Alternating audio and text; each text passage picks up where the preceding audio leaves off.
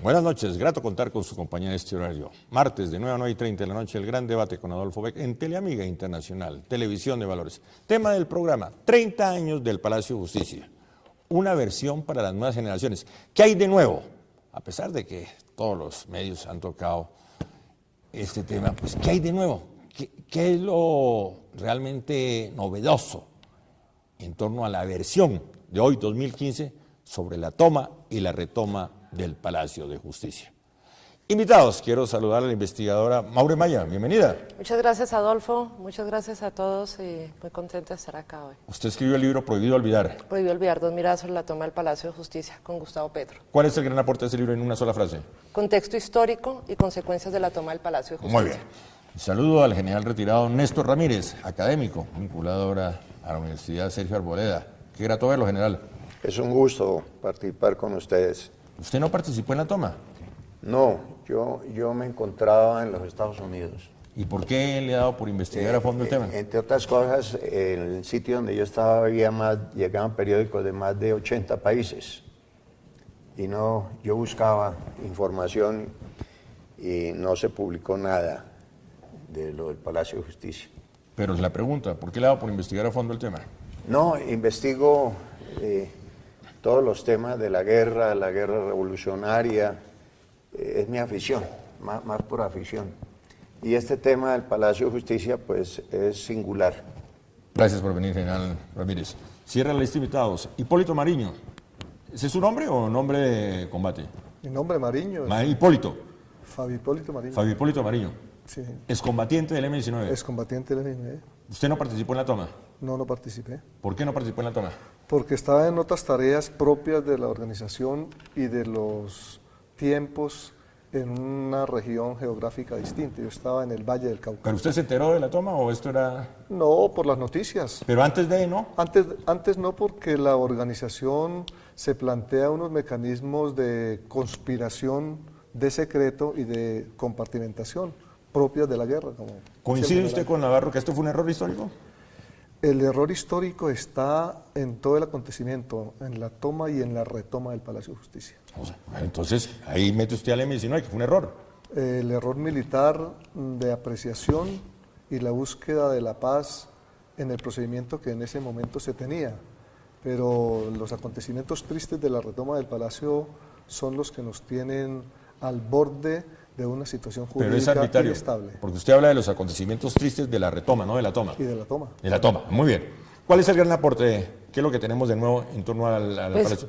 Clave en este aniversario número 30 es el fallo de la Corte Interamericana de Derechos Humanos el 14 de noviembre de 2014, en el que se condena al Estado y se reconoce irregularidades en el manejo de la escena, alteración de pruebas, desaparición forzada de 2 colombianos, ejecución extrajudicial del magistrado Carlos Horacio Urán, y se condena al Estado por acción y omisión en la retoma del Palacio de Justicia. Y sigo con el término de arbitrariedad. ¿Y no se condena al M-19? Las personas del M-19 que participaron en la toma del Palacio de Justicia fueron ejecutadas. Se les aplicó la pena de muerte. Solamente de lo que se sabe, porque esa es una investigación que está en mora. No se sabe cuántos guerrilleros del M-19 fueron secuestrados por la fuerza pública, torturados, asesinados y desaparecidos. Se sabe de Irma Franco Pineda porque es el caso más elocuente, más evidente. Hubo muchos testigos que la vieron. Se sabe también de los otros desaparecidos, empleados de cafetería, una distribuidora de pasteles y 2 visitantes ocasionales. Pero el M-19 que estuvo ahí murió.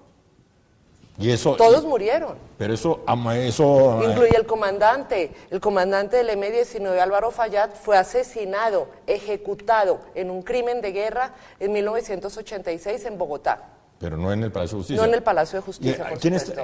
¿Cómo estaba conformada la cúpula en ese momento, antes de darle la palabra al general Néstor Ramírez, del M-19 en ese momento de la toma? ¿Quién era el comandante del M-19? Álvaro Fayad. ¿Álvaro Fayad el comandante? Sí, le seguía Pizarro, le seguía Lucho Otero, Pedro Pacho. ¿Quién era Pedro Pacho? Un líder comandante del M-19. Esa era la cúpula en ese momento. En ese momento, sí. La cúpula que orientó la toma. Dijo, vamos a sí. eso. Navarro estaba herido en México. ¿Está en México? Entonces, ¿Dónde estaba Gustavo Petro? Creo que estaba preso en Ibagué. Bueno, general, su aporte a la historia. Bueno, se ha escrito muchísimo, se han dibujado películas como las que acabo de escuchar. La realidad es que con esas manipulaciones, esos falsos testimonios, esos falsos escenarios se ha logrado engañar a los jueces y a la Corte Interamericana de Derechos Humanos. Yo me baso en el salvamento de voto de un magistrado que se tomó el trabajo de leer los 61.000 folios. El salvamento de voto de este magistrado no fue definitivo porque influyeron agentes externos en el evento. De todas maneras, un ponente de la Sala Penal de la Corte acaba de acoger y de presentar una ponencia favorable al coronel Plaza. En ese proceso se evidencia que no hubo sino realmente, según el magistrado Hermes Acuña, una desaparecida confirmada. Que es Irma Franco. Irma Franco. Los otros dos magistrados están en desacuerdo y también colocan como desaparecido al administrador de la cafetería. De todas maneras, podríamos discutir ahora, yo les muestro algunas evidencias de lo que realmente sucedió. Pero para usted no fue un error la retoma. Bueno, La forma como se enfrentó el tema internamente, la muerte de los magistrados, bombardear Palacio, la entrada de los tanques, etcétera, etcétera. A ver, no.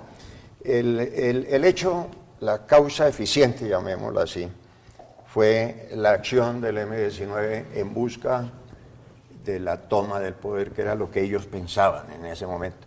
Pero la verdad es que el ejército cumple una misión constitucional, le llegó la orden al coronel Plazas, sorpresivamente, y en esa época sí hay que reconocer, es que ver 30 años después es diferente, claro. Hay que reconocer que no teníamos unidades especializadas, eran soldados regulares, soldados bachilleres. Hoy en día las fuerzas especiales hubiera sido el asunto diferente. Pero entonces no hay error en esa retoma. No, puede haber errores, desconozco yo, no lo llamo retoma, sino rescate de los rehenes. Pudo haber errores, pero producto de la falta de entrenamiento adecuado. Muy bien, ya regresamos.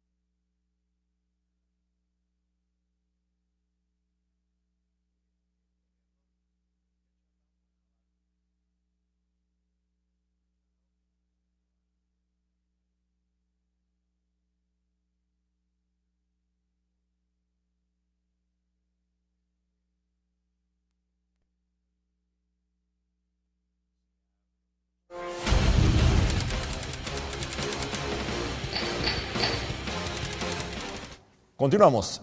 Palacio de Justicia, 30 años después. Maure Maya. Pues históricamente se habla de la retoma del Palacio de Justicia porque la acción de las fuerzas militares violaron principios internacionales. Estamos hablando del derecho internacional humanitario, el principio de proporcionalidad, de distinción, de limitación, entre otros, la forma en que incursionó al Palacio de Justicia y los vacíos que dejó su acción, que no han sido respondidos 30 años después. Estamos hablando de una serie de acontecimientos como el retiro de la seguridad, que nunca se explicó por qué fue, aparecieron dos oficiales mintiendo, incluso el hijo del magistrado Alfonso Reyes Echandía los denunció por falsedad ideológica en documento público. Eso tampoco fue aclarado. ¿Por qué, si se sabía que se iba a tomar el Palacio de Justicia, no se dispusieron de los mecanismos suficientes para proteger a los magistrados y la Corte Suprema? O sea, tenemos que hablar y reconocer un error, un grave error histórico, pero también, ahora que estamos hablando del camino de la paz, de la reconciliación, la paz pasa por la verdad. Tenemos que enfrentar la verdad de nuestra historia, reconocer que aquí la violación de los derechos humanos fue sistemática. Tenemos que reconocer que estábamos con unas fuerzas militares alineadas justamente en la Guerra Fría bajo la doctrina de seguridad nacional, se hablaba del enemigo interno y se justificaban ciertos actos violatorios de derechos humanos. No en vano, la Corte Suprema de Justicia, el Consejo de Estado, un mes antes, en junio, el 27 de junio, había dictado una sentencia contra el Estado por violaciones a los derechos humanos. Muy bien. Hipólito.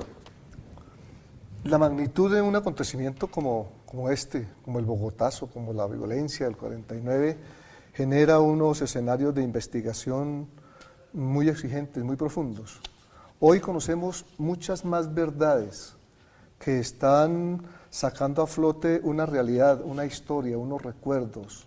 ¿Cuál es la realidad del Palacio de Justicia? Es un debate muy amplio, pero miremos esto, sobre todo para las nuevas generaciones, en la ventana de los acontecimientos de esta historia y de esta parte triste y luctuosa que nos sucedió, y es que al conocer la verdad, al profundizar, al dinamizar en la búsqueda de esa realidad, de esa historia y de esa memoria, nos encontramos con responsabilidades históricas del Estado, de la comunidad, de la guerrilla y naturalmente de quienes hemos tenido que ver. Muy Por bien, ejemplo, a eso tenemos que llegar. El M-19 ha asumido siempre la responsabilidad del error de la guerra.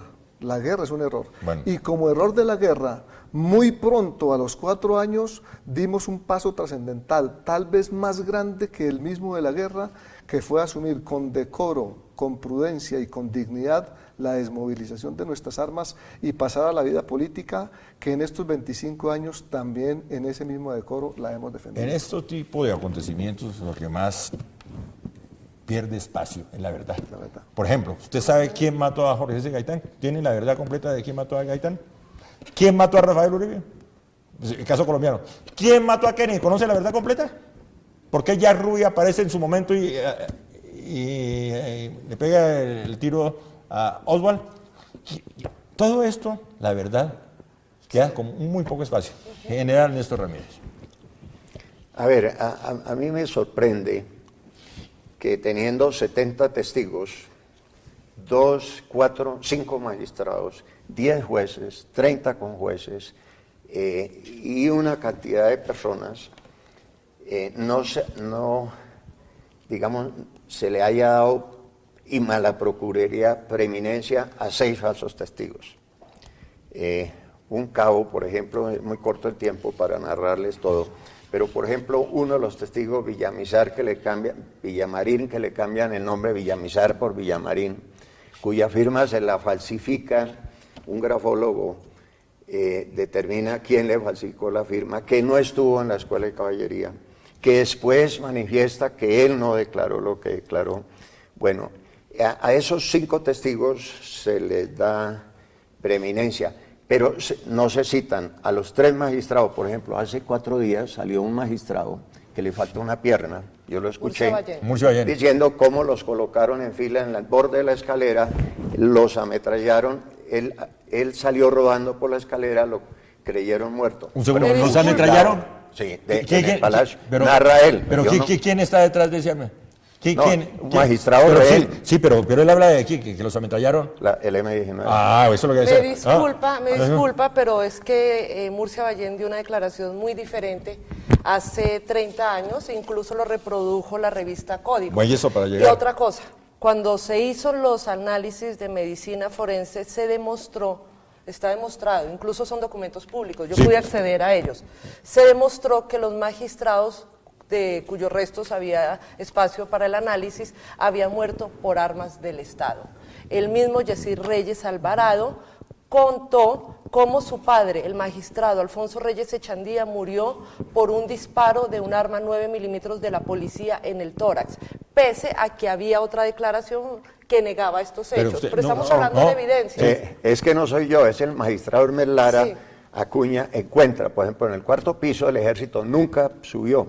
Allá entró la policía por la terraza. Por la terraza. Si Detonaron usted la mira, puerta. si usted mira el escenario, las sillas parecen una pelea de borrachos, indica que allí hubo una explosión, pero además la policía se encontró con unos guerrilleros que tenían como escudos a los magistrados y a los rehenes en general. Dice este magistrado que se encontraron proyectiles, no proyectiles, sino esquirlas. No hubo estudio balístico ni en los cuerpos ni en las armas que se utilizaron, ni del M-19 ni del Estado.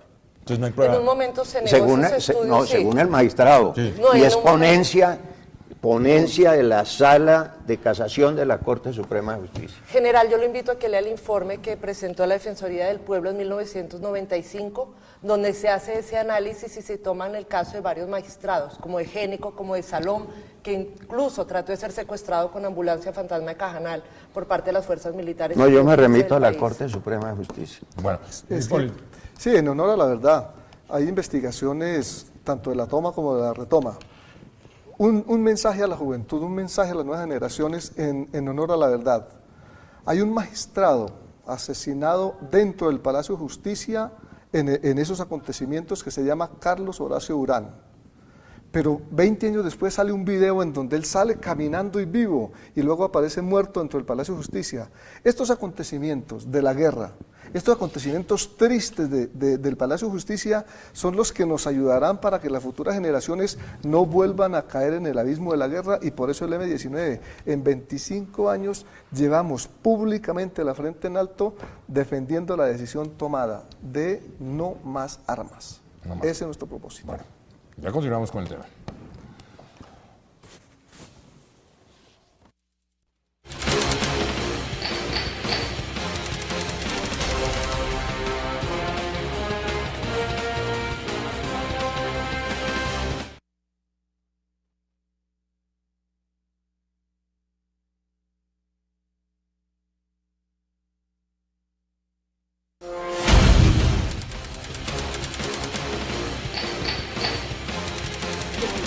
General, orden en la sala. General Néstor Ramírez.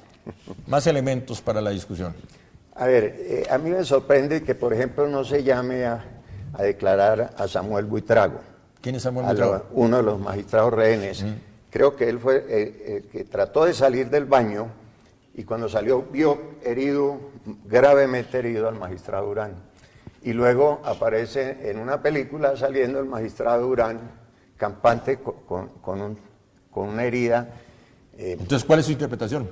No, el montaje que se hizo. ¿Para usted es un montaje? Esa Todo, claro, los que salen, por ejemplo, René Guarín es un guerrillero capturado en Fraganti por la muerte de un policía, en el secuestro del presidente de Atlas Publicidad.